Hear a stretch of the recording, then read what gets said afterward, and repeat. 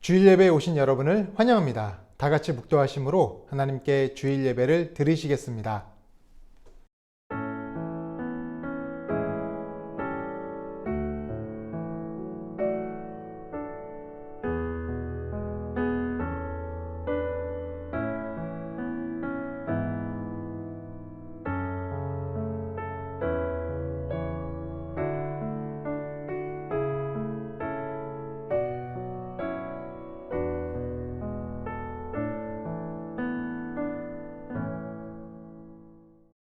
여호와여, 내가 주께 피하오니 나를 영원히 부끄럽게 하지 마시고 주의 공의로 나를 건지소서. 내가 귀를 기울여 속히 건지시고 내게 견고한 바위와 구원하는 산성이 되소서. 아멘.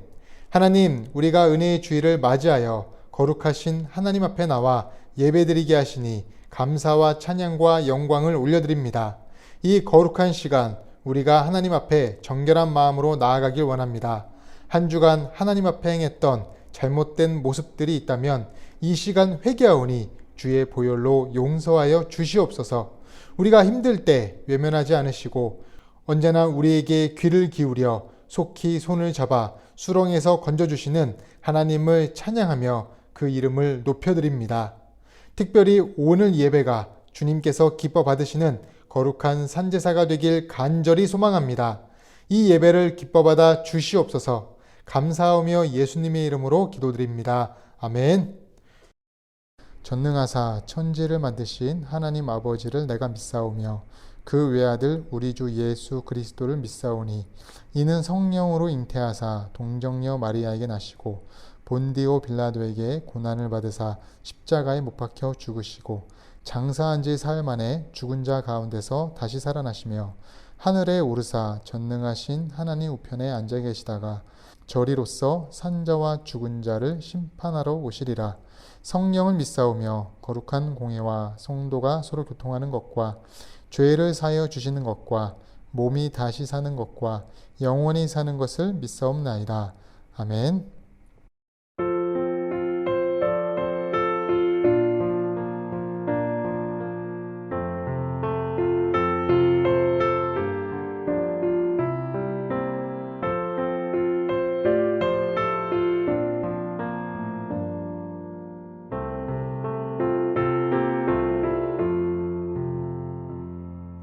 죄짐 맡은 우리 구주 어찌 좋은 친구인지 걱정 근심 무거운 짐 우리 주께 맡기세 주께 고함 없는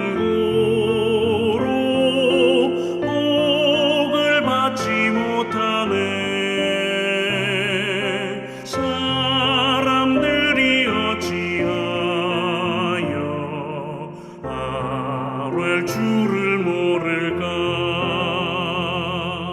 시험 걱정 모든 괴로움 없는 사람 누군가 부질없이 낙심 말고 기도드려 아뢰세. 이런 진실하신 지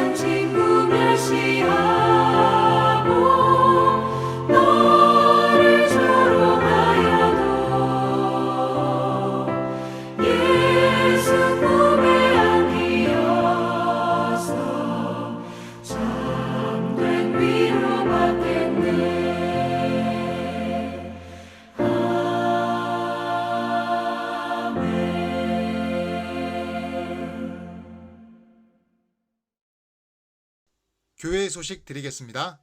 친구와 함께하는 향균 비누와 한방 샴푸바 원데이 클래스가 10월 28일 토요일에 있습니다.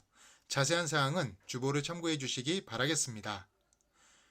아침 묵상 굿모닝이 매주 월요일부터 금요일까지 새벽 5시에 유튜브에서 진행됩니다. 이 시간 도구기도 중보기도 하겠습니다. 첫째로 세계 평화를 위해서 기도해 주시고, 두 번째로 1학기 중간고사를 보는 청소년 및 대학생을 위해서, 또한 수능시험을 보는 수험생들을 위해서 기도해 주시기 바라겠습니다. 마지막 세 번째로 우리 교회 성도님들의 건강과 기도 제목들을 위해서 이 시간 함께 마음을 품고 기도하도록 하겠습니다.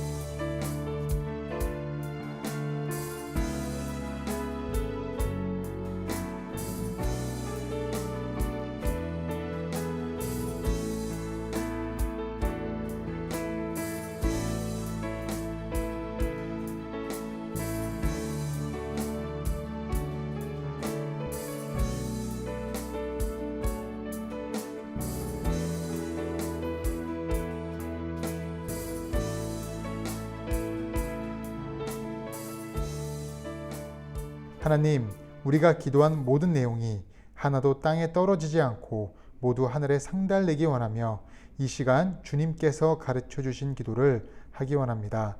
너희는 이렇게 기도하라. 하늘에 계신 우리 아버지여, 이름이 거룩히 여김을 받으시오며 나라가 임하옵시며 뜻이 하늘에서 이루어진 것 같이 땅에서도 이루어지이다. 오늘날 우리에게 일용할 양식을 주옵시고, 우리가 우리에게 죄 지은 자를 사하여 준 것 같이 우리 죄를 사하여 주옵시고, 우리를 시험에 들게 하지 마옵시고 다만 악에서 구하옵소서. 대개 나라와 권세와 영광이 아버지께 영원히 있사옵나이다. 아멘.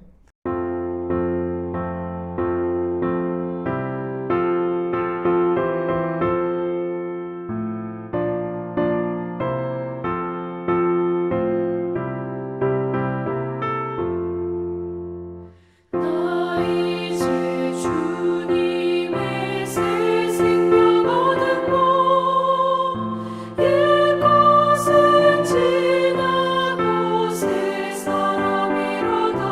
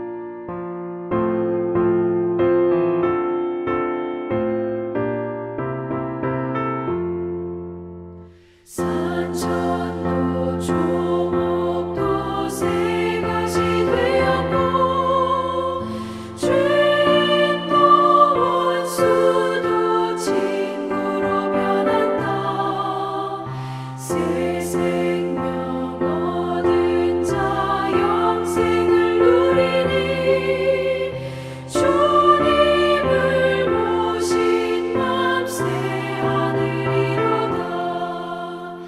영생을 누리며 주 안에 살리라. 오늘도 내일도 주 함께 살리라. 주 따라가는 길 험하고 멀어도 찬송을 부르며 뒤따라가리라. 나 주를 모시고 영원히 살리라. 날마다 섬기며 주 함께 살리라. 영생을 누리며 주 안에 살리라. 오늘도 내일도 주 함께 살리라.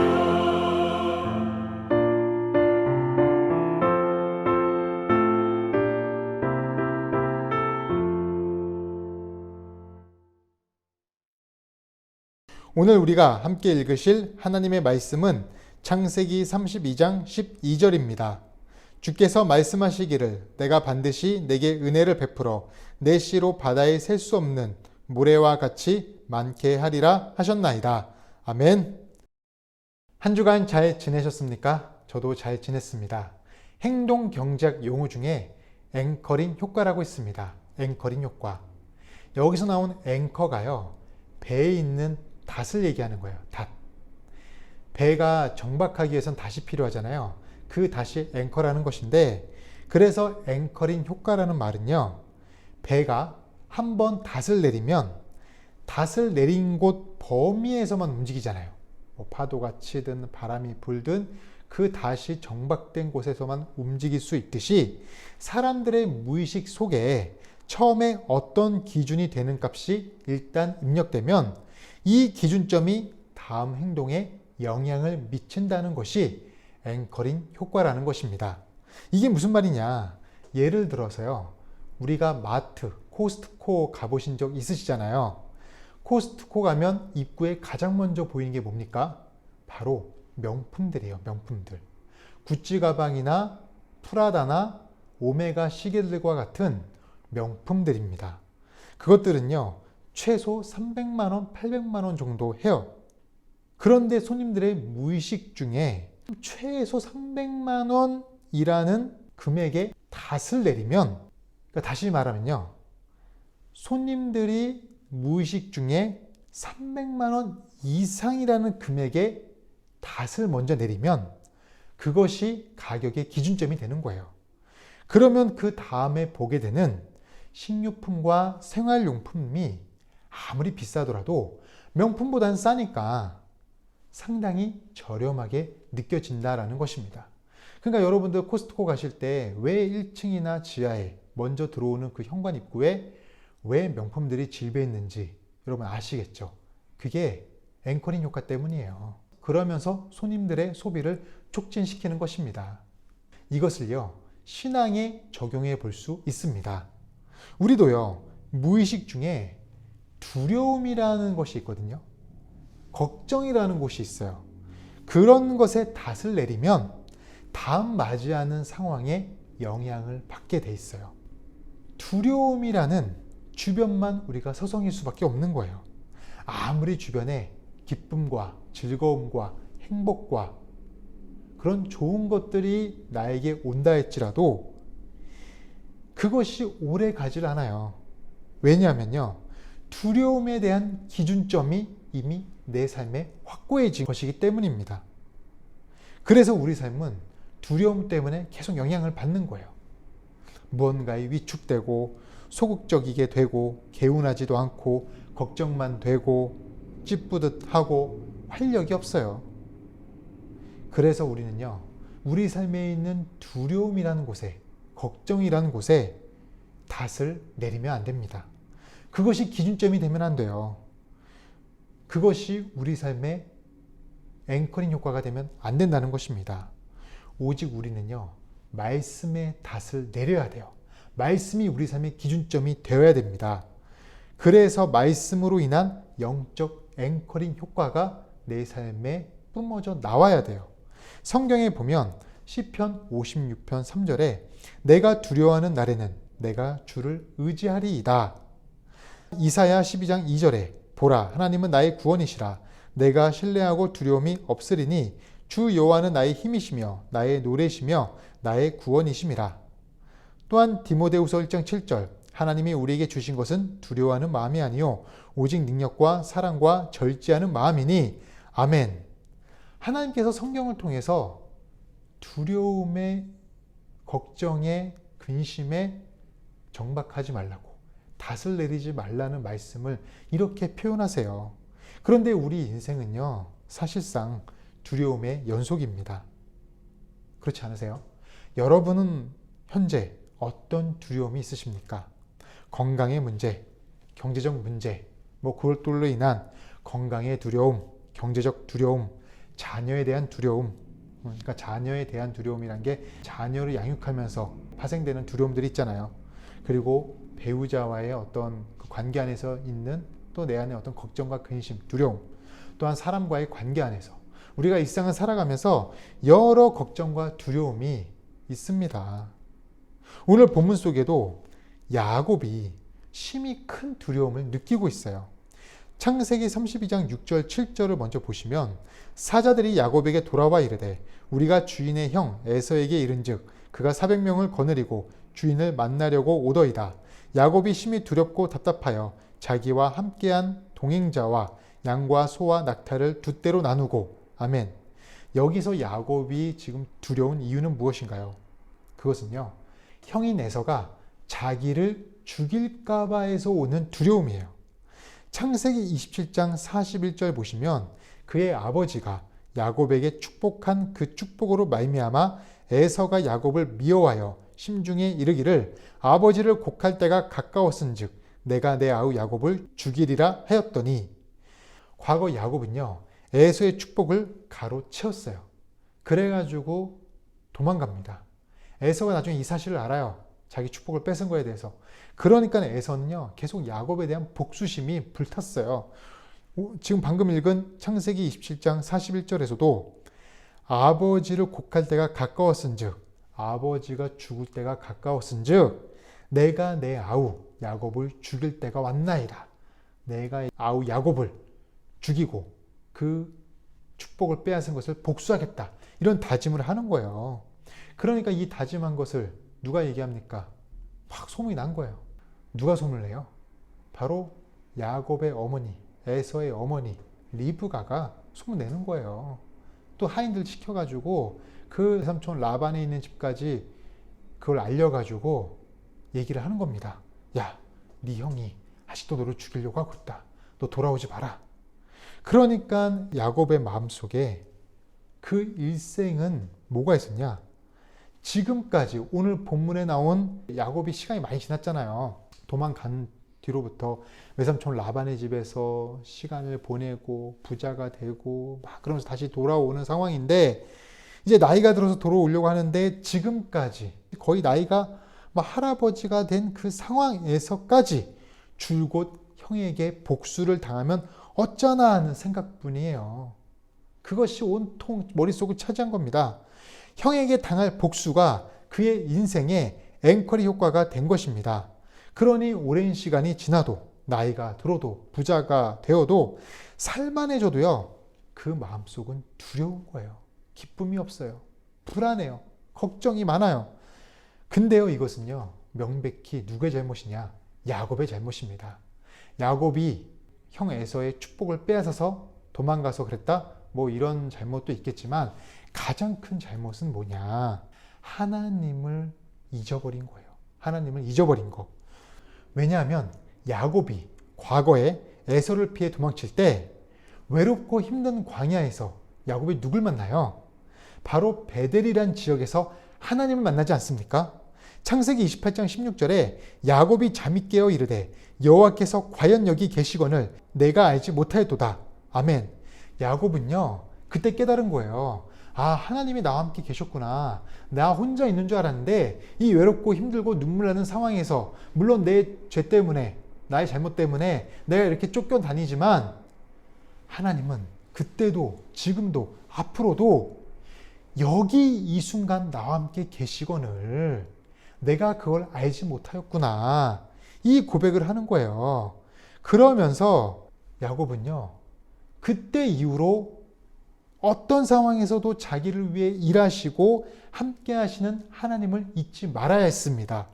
그러면서 야곱은 형이 자신에게 하려는 복수에 대한 두려움에 내린 닷을 거두어야 했습니다.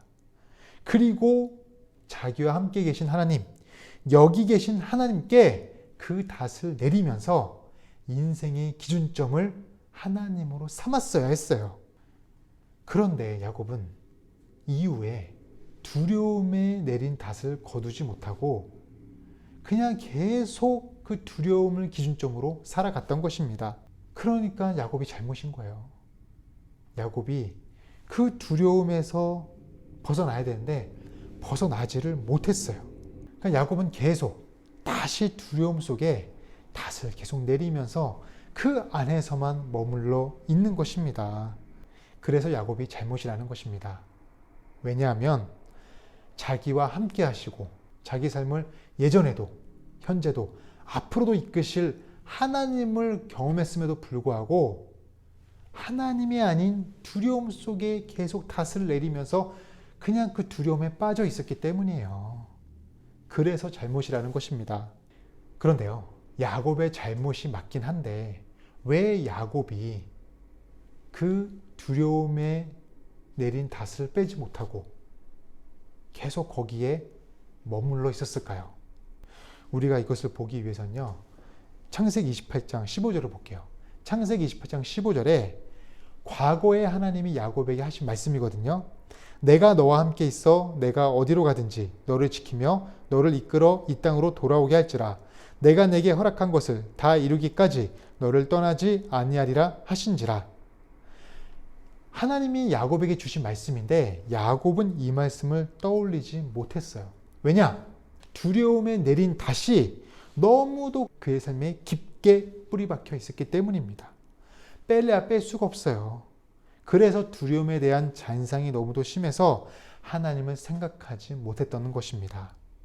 동화책 중에 반짝이의 몸이라는 책이 있습니다. 반짝이는 아기 꾀꼬리거든요. 꾀꼬리는 햇빛을 보며 찬양하는 것을 너무도 좋아했어요.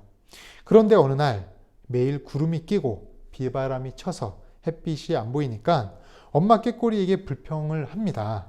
그러자 엄마 꾀꼬리가 아기 꾀꼬리 반짝이에게 얘기해요. 저 구름 위로 날아가 보렴. 그래서 반짝이가 엄마 말을 듣고 날아서 구름 위를 가보니까 어떤 광경이 펼쳐져요? 해가 사라진 것이 아니라 여전히 해가 햇빛을 비추며 있는 것이었습니다. 그 이후 반짝이는요, 비가 내려도 구름이 껴도 노래를 계속하는 거예요. 왜냐하면 해가 사라진 것이 아닌 것임을 깨달았기 때문입니다. 이 비는 언젠가는 그쳐, 구름은 언젠가는 사라져. 그러나 내가 좋아하는 해는 언제나 그 자리에 있어. 이것이 아기 꾀꼬리 반짝이가 깨달은 내용이거든요. 그렇게 고백을 하면서 동화는 끝납니다. 이 동화를 보면서 참 많은 것을 생각하게 되는데 우리는 아쉽게도요, 고난을 피해갈 수 없어요. 고난이 긴 것처럼 느껴지고 너무 깊은 것처럼 느껴질 때가 많습니다. 그러나요, 고난이 있다고 하나님이 안 계신 것이 아닙니다. 하나님의 손이 짧은 것도 아닙니다. 여전히 하나님은 나를 사랑하셔서 나와 함께 하시고 나의 삶을 돌보시는 신실한 분이신 것을 믿으시기 바라겠습니다. 본문의 야곱은 평생 두려움 속에 살아갔어요. 자신을 죽이려는 형에 대한 두려움, 자신을 속이고 노동력을 착취하는 삼촌 라반에 대한 두려움, 많은 재산을 잃어버릴까 하는 두려움, 평생을 두려움 속에 살아갔던 인물이 야곱이었습니다. 근데요, 두려움은 두 종류가 있어요.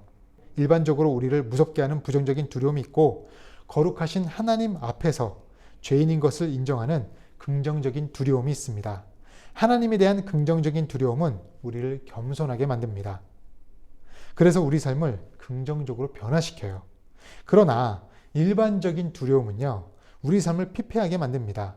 우리는 하나님에 대한 두려움은 가져야 하지만 세상을 이기신 주님의 자녀이기에 세상에 대한 두려움은 몰아내야 해요. 그 두려움에 영향을 받지 말아야 합니다.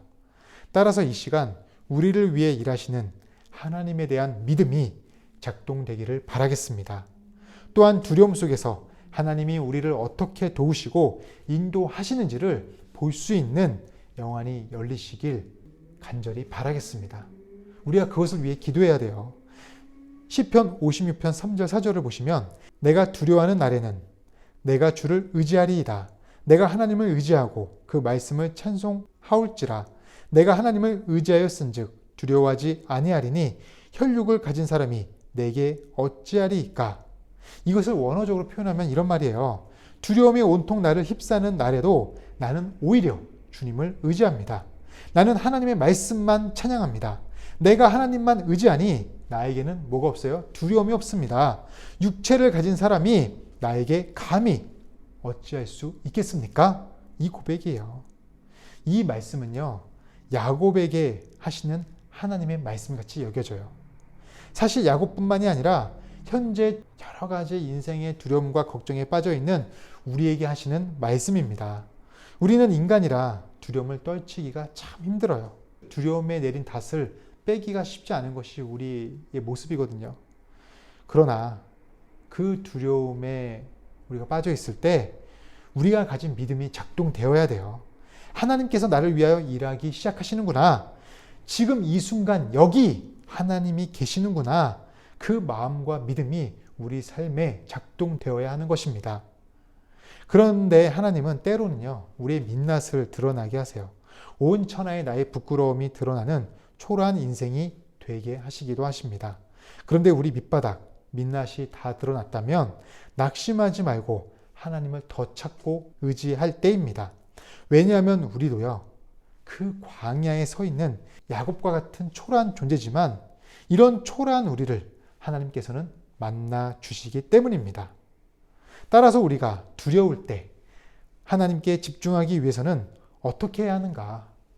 다시 말하면 두려움이 아닌 하나님께 닷을 내리기 위해서는 어떻게 해야 하는가?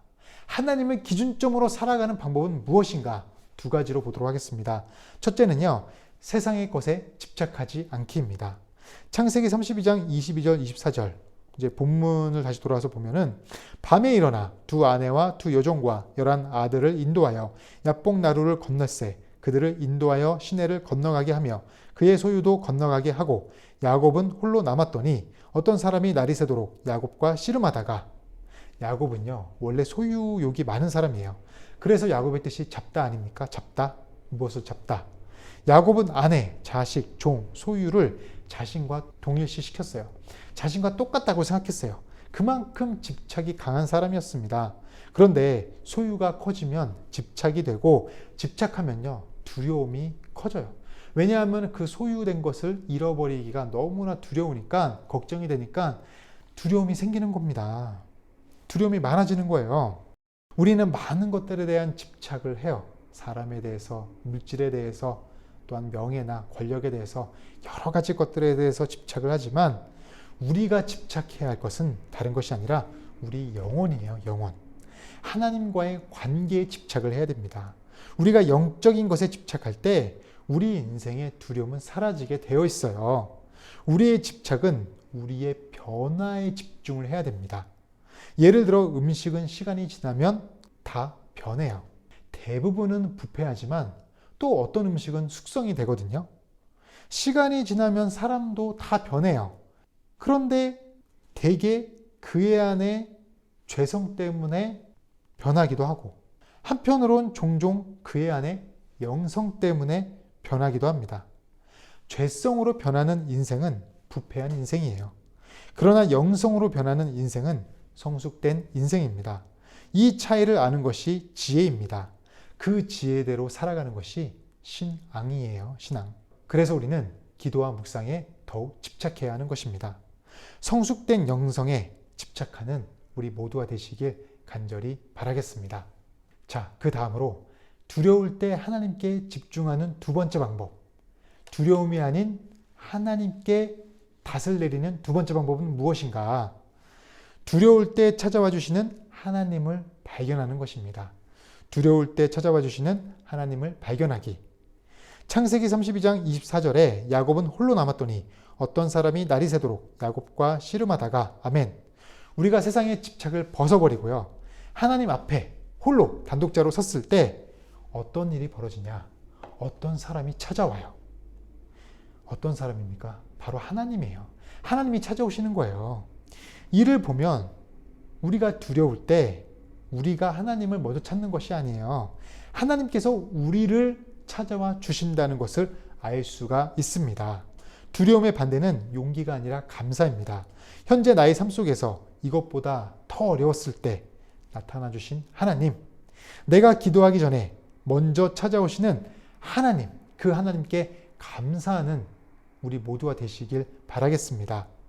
메마른 땅을 종일 걸어가는 우리의 상황이지만 우리를 찾아와 주시는 주님을 볼 수 있도록, 그것을 볼 수 있는 영안이 열리도록 기도하십시오. 그런데 여러분, 내 인생에 풍랑이 찾아올 때 우리가 기억해야 될 것이 있어요. 그것이 뭐냐? 풍랑은 두려움이거든요. 신약의 복음서에 마태복음 14장, 마가복음 6장, 요한복음 6장에서 제자들이 풍랑을 만납니다. 그런데 제자 중 상당수가 어부 출신이에요. 그러니까 사실 바다가 자기들 무대입니다. 자기들 이렇게 물고기 잡으면서 바다에서 일하면서 거친 풍랑을 한두 번 겪었겠습니까? 그런데 복음서에 등장하는 제자들이 경험하는 그 풍랑의 고난이 예전에 경험한 고난과 차이가 있다는 거예요. 어떤 차이가 있냐? 두 가지 점에서 차이가 있는데, 첫 번째는 지금 자기들이 겪는 풍랑의 고난은요, 그동안의 고난과는 차원이 달라요. 어마어마한 풍랑입니다. 그전에는 자기들이 그것들을 이겨냈어요. 어떻게든 이겨냈습니다.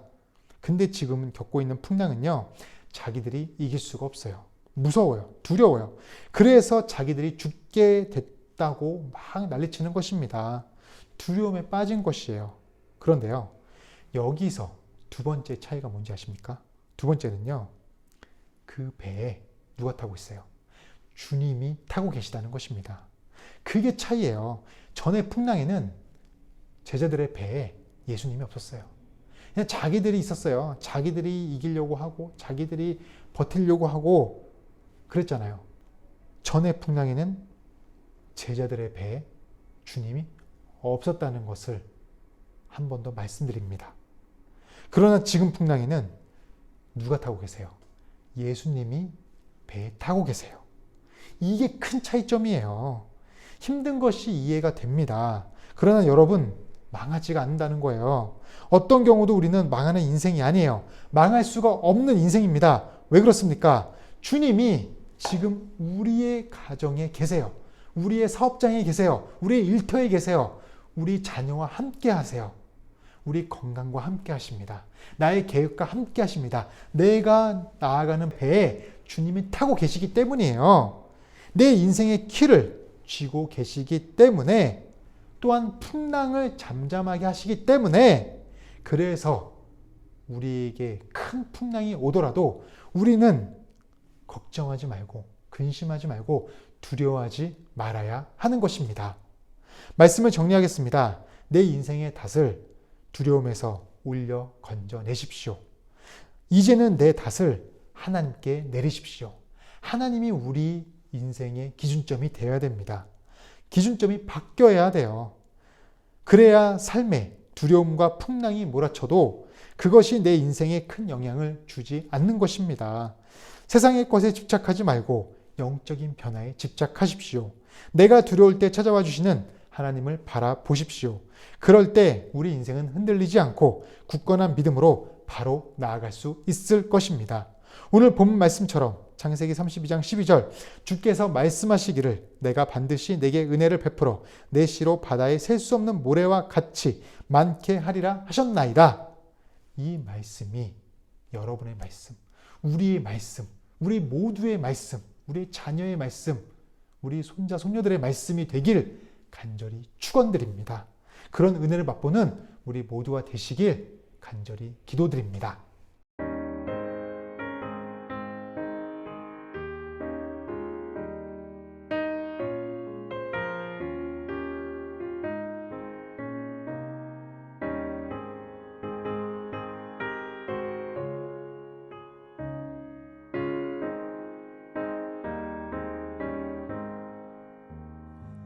내 맘에 한 노래 있어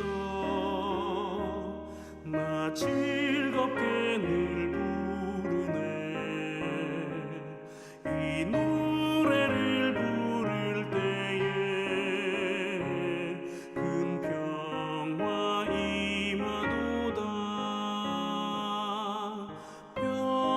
평화 평화 하나님 주신 선물 그 놀라운 주의 평화 하나님 선물일세 주 십자가 지심으로 날 구원해 주셨으며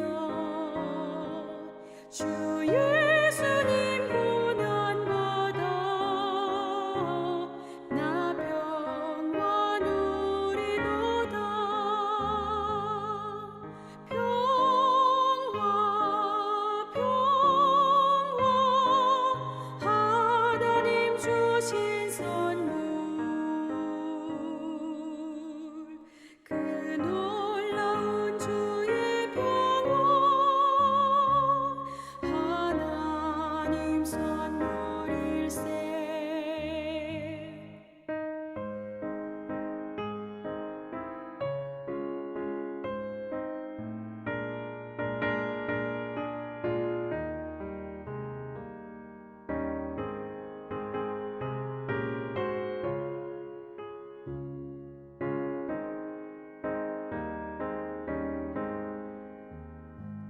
나 주님께 영광 돌려 참 평화가 넘치도다 주 하나님 은혜로서 이 평화 누리도다 평화 평화 하나님 주신 선물 그 놀라운 주의 평화 하나님 선물일세 이 평화를 얻으려고 주 앞으로 나아갈 때 주 예수님 우리에게 이 평화 주시도다 평화 평화 하나님 주신 선물 그 놀라운 주의 평화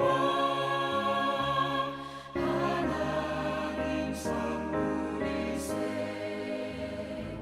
하나님, 내 인생의 기준점이 하나님이 되길 원합니다. 내 인생의 탓을 세상과 두려움 속에 내리지 않게 하시고 설사 두려움과 걱정, 세상에 내린 탓이 있다면 그것을 끌어올려 이제는 하나님께로 내릴 수 있도록 인도하여 주시옵소서. 그러기 위해 우리가 세상에 대한 집착을 내려놓고 영적인 변화에 집착하게 하시고 언제나 우리가 힘들 때 찾아와 주시는 하나님께 감사하고 하나님을 의지하며 살아가게 하시옵소서. 오늘도 정성이 담긴 귀한 예물과 마음을 드린 손길들이 있습니다. 주님께 드린 손길들의 가정과 일터를 지켜주시고 크신 능력과 은혜를 내려 주시옵소서.